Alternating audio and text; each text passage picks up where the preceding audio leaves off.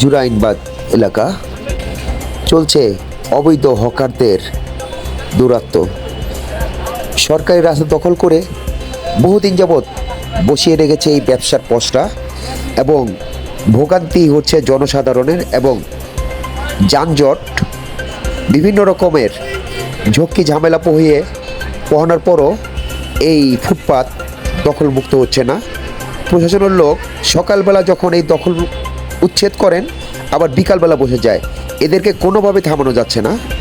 এই ফুটপাত আসলে রাজধানীতে ফুটপাত কোনো দিনই মুক্ত হয়নি, কোনো দিনই মুক্ত করা সম্ভব কিনা সেটা অনেক বড় প্রশ্ন।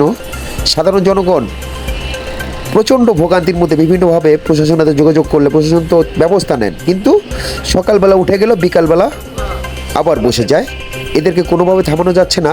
এখানে রয়েছে একটি অবৈধ সিন্ডিকেট, তারা মাসে এবং সপ্তাহে এবং অনেক ক্ষেত্রে দৈনিক তাদের কাছ থেকে চাঁদা নেয় গোপনে। এবং আরও মজার বিষয়, এইসব ফুটপাতে এক একটি জায়গায় এক একজন ফুটপাতের দোকানদার অগ্রিম টাকাও দিয়ে থাকে এবং টাকাগুলো এবং প্রতিদিনে যে চাঁদার টাকাটা সেটা বিকাশে চলে যায়, কেউ টেরও পায় না। এই সিন্ডিকেটের দৌরাত্ম কীভাবে থামবে সেটা সাধারণ জনগণ জানতে চায় জনতার কণ্ঠস্বর। কাউসার আহমেদ, জনতার কণ্ঠস্বর থেকে, জুরাইন এলাকা থেকে।